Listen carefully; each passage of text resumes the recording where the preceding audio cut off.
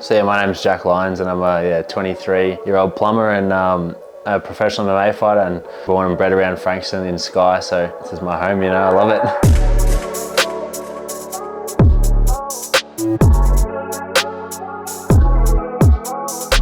Yeah, my favourite thing to do around the area of Frankston City would be honestly down the beach. If I'm not at home or hanging out with my friends or at the gym in Carrum Downs, I'm definitely down the beach watching the sunset or just going for a swim now. So yeah, just being able to be around the beach, and it's all the positive people in Frankston, and you know, it never goes a day where if I'm running down, you know, you get a smile back. Yeah, you catch me there.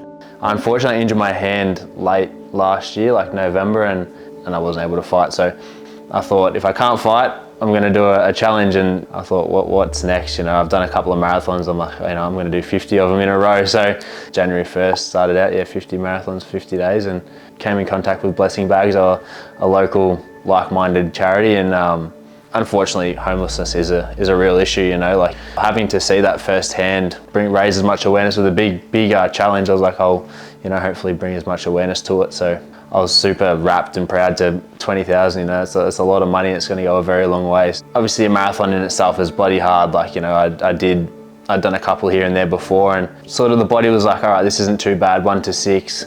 It was painful, but then after 6, like things started to really settle in, like just the overuse of muscles and things like that. So day 10, I had tendonitis in both of my ankle, my Achilles, and shin splints. My toenails were falling off, my feet were swollen, everything, my knees were sore, like everything was just kind of starting to, you know, become an issue. I waltzed out the front door and I tried to run about 400 meters and I hit the deck, like I was like almost on all fours, like I can't move. And then the next 6 hours I kind of just hobbled along and managed to get it done, run the last couple of Ks. But yeah, day 10 was a day that I will never forget, that's for sure.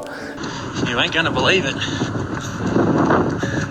Bit of walking, shuffling, moonwalking, but I'm 38 Ks in, bruh! Let's go! I didn't really expect to feel how I felt. The last 2 Ks where the Macca's is just along that Nepean Highway, I sort of hit there and all of a sudden, like just a snap of a finger, my legs went heavy, I kind of felt all tingly, and I was like, you know, I've actually done this. Like, it was just the weirdest but the best feeling ever. Had a few friends with me, and my friend was like on the bike, and you know, all the people who'd been there from the start were there as well, and everything was just like, it was the most amazing feeling, just quite unexplainable. And then I got to the Oliver's Hill and they were all with me. I was like, I just sprinted off. Yeah, it was just like an out of body euphoric feeling for sure. Yeah, like something I'll never ever forget. To be able to like actually lead by example and show you can do one more, whether it's physically, mentally a battle, or anything that you could be going through in life, you know, you really can. With all my injuries and my ankles and my knees and toes, everything that was going on, and the fatigue and just the tide of the 50 days, like